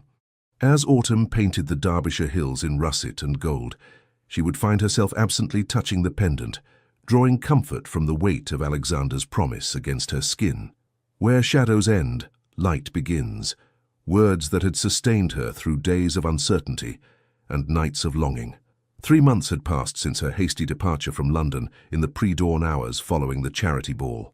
3 months of correspondence carried by trusted messengers, of carefully worded letters that spoke of progress and patience. Alexander's investigations had taken longer than anticipated, the web of intrigue surrounding Preston's schemes proving more complex than either had imagined. But his last letter, received 2 days prior, had contained news worth the wait. "My dearest Augusta, justice, long delayed, has finally been served. Preston faces ruin and disgrace, his schemes exposed through his own carelessness and the testimony of unexpected allies. Blackwood, upon regaining consciousness, proved surprisingly honorable when confronted with the full extent of Preston's manipulations. It seems he was as much pawn as conspirator, drawn into Preston's orbit through financial necessity rather than genuine malice. The evidence Preston had concealed, letters proving his deliberate sabotage of business rivals, including your late husband's shipping ventures, has been presented to the appropriate authorities. He will face charges of fraud and criminal conspiracy, charges from which even his considerable connections cannot shield him. With these matters resolved, I find there remains but one piece of unfinished business demanding my attention. I ride for Derbyshire on Wednesday, weather permitting, and hope to reach Rosewood by week's end. Until then, I remain yours in earnest anticipation, Alexander. Today was Saturday. If Alexander's journey had proceeded as planned, he might arrive at any moment, a prospect that filled Augusta with equal parts joy and trepidation. For while their letters had maintained the connection forged during those turbulent weeks in London, 3 months was ample time for hearts to cool, for priorities to shift, for promises to lose their urgency. Augusta stood at the window of the small drawing room in Rosewood Cottage, her mother's childhood home that had proven the perfect sanctuary, remote enough for safety, yet close enough to civilization for necessary comforts. Behind her, a cheerful fire crackled in the grate, warding off the October chill. A book lay abandoned on the nearby table, her morning tea grown cold beside it. For Augusta found herself increasingly distracted, her attention drawn inevitably to the road that wound through the valley below, the road from London. The sound of approaching hoofbeats drew her attention. A rider appeared on the road below, moving at a steady pace toward the cottage. Even at this distance, Augusta recognized the straight-backed posture, the confident handling of the magnificent black stallion. Her heart leaped to her throat as she pressed a hand to the window, as though reaching across the remaining distance between them. "Wilson!" she called, her voice uncharacteristically breathless. "A visitor approaches. Please prepare refreshments in the drawing room." Her lady's maid appeared in the doorway, a knowing smile on her weathered face. "Already done, Your Grace, and I've had fresh water brought up for you to refresh yourself should you wish it." Augusta smoothed her hands over her sage-green morning dress, simple by London standards but well-suited to country life. "Thank you, Wilson. That will be all for now." Alone once more, Augusta touched the gold locket that had not left her throat since that night in the Shadowmere Library. Inside, Alexander's note had been joined by a pressed wildflower from the Derbyshire hills, a tangible reminder of the light he had promised would follow shadow. The cottage's small entrance hall echoed with the sound of the door knocker. Augusta moved to the drawing-room doorway, listening as Wilson admitted their visitor. Then footsteps in the hall, confident, measured, familiar. Alexander Cavendish stood framed in the doorway, his tall figure silhouetted against the light from the entrance hall. He was dressed for riding in a dark coat and buckskins, his cravat loosened from the journey. But it was his face that captured Augusta's attention. The strong features relaxed in a way she had rarely seen in London, the grey eyes warm with an emotion that made her breath catch. "Lady Augusta," he said, his deep voice washing over her like a physical caress. "Your Grace," she replied, fighting to maintain composure when her heart threatened to burst from her chest. For a moment, they regarded each other in silence, measuring the changes wrought by separation. Then Alexander stepped into the room, closing the distance between them with deliberate strides. "I find," he said quietly, "that 3 months is an intolerably long time." "Interminable," Augusta agreed, a smile tugging at her lips despite her effort at dignity. Another step brought him close enough that she could detect the scent of leather and wood smoke that clung to his clothing, could see the fine lines at the corners of his eyes, lines that deepened as he returned her smile. "You look well," he observed. "Derbyshire agrees with you. I have found peace here," she admitted, though not perhaps complete contentment. His eyebrow arched in silent question.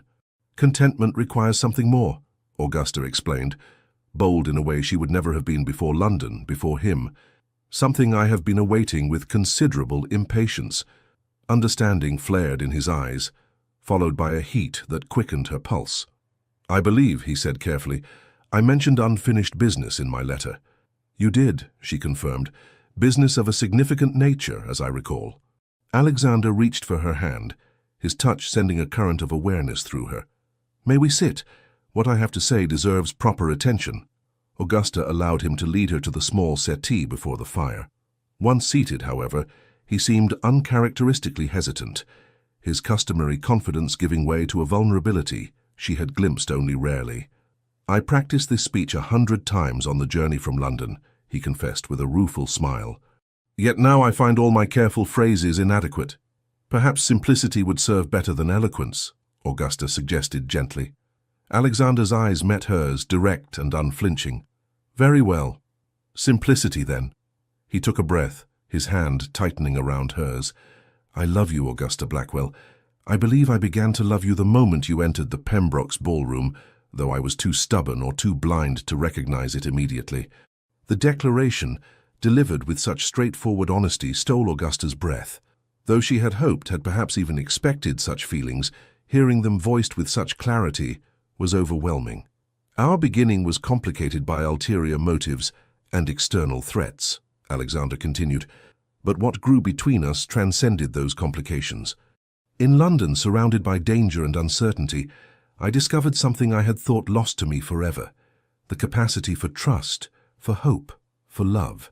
He released her hand only to reach into his waistcoat pocket, withdrawing a small box of burgundy velvet. I come to you now without pretense or strategic purpose.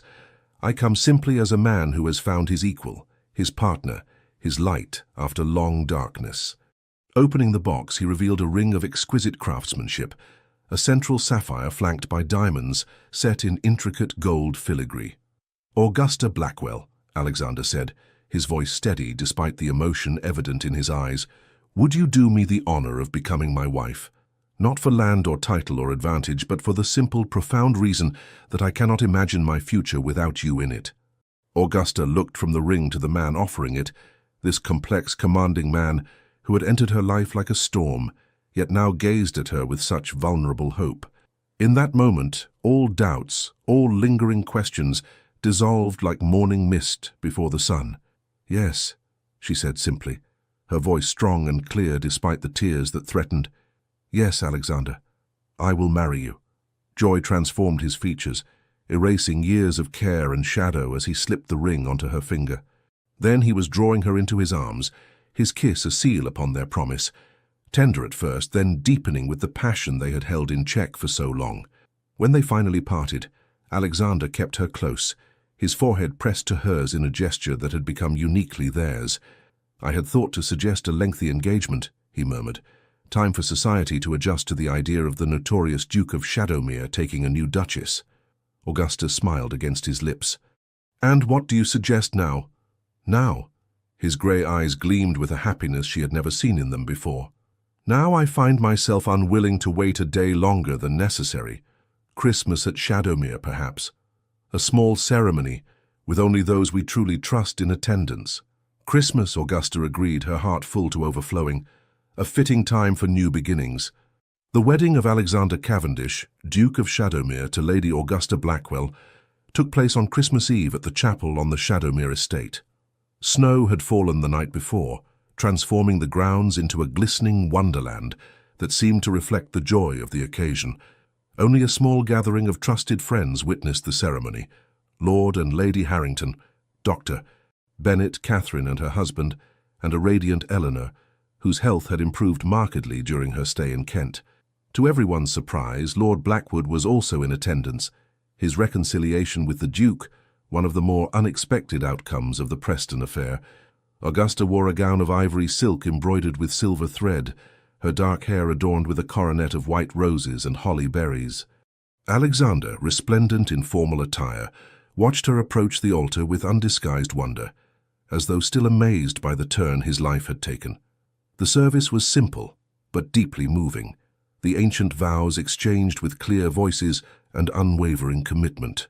When Alexander placed the wedding band beside the sapphire engagement ring on Augusta's finger, his hands were steady, his eyes alight with a happiness few had ever witnessed in the once forbidding Duke of Shadowmere. As they emerged from the chapel into the winter sunshine, their guests showering them with rose petals and good wishes, Augusta looked up at her husband with a heart too full for words. Alexander returned her gaze with equal emotion, his hand warm and secure around hers. "Happy, Your Grace," he murmured, using her new title with evident pleasure. "Completely," Augusta replied, squeezing his hand. "Though I believe true happiness is not a destination reached, but a journey shared." Alexander's smile deepened, his grey eyes bright with promise. "Then let us begin that journey together, my love, step by step, day by day, from this moment forward." And as they walked through the snow toward Shadowmere House, where a Christmas feast awaited the wedding party, Augusta knew with absolute certainty that the trembling widow who had entered that grand ball months ago had found not just a new life, but a love worth every risk, every challenge, every moment of doubt and danger that had led to this perfect day. For sometimes, the most unexpected waltz leads to the most extraordinary journey, and the most feared duke proves to be the most beloved husband of all. The end. Dear listener, Tonight's story was not just about a widow and a feared duke. It was about second chances, about finding light after long years in the dark, about daring to love again, even when the heart is tired, wounded, or afraid. And perhaps, in your own way, you've lived through something similar. Loss, loneliness, betrayal. Change that came too fast, or not fast enough. But if this story reminds us of anything, it's this. Life does not end when things fall apart. Sometimes, that's when it finally begins again. It doesn't matter how old we are. It's never too late to be surprised by kindness. Never too late to feel seen or cherished or understood. And it's never too late to be deeply loved. So, as you lay down tonight, know that your journey still holds meaning. Your heart still has chapters left to write. You are not alone. You are not forgotten. And you are held by stories, by memories, and by the quiet strength that lives in you. May you sleep peacefully. May your body rest. And may your soul feel protected, cradled gently by something bigger than fear. With all our warmth and gratitude from Legends of the Fall, thank you for staying with us until the end. If this story touched your heart, we kindly invite you to subscribe, like, comment, and share it with someone you care about. Your support, truly from the bottom of our hearts, helps us feel motivated to keep telling these deeply emotional stories, full of love, redemption, and unexpected twists that move us all. And remember, at the very end of this video, you'll see a suggested story from our channel. Click it, and let yourself be surprised by another heartfelt journey, just like this one. With gratitude and affection, Legends of the Fall team.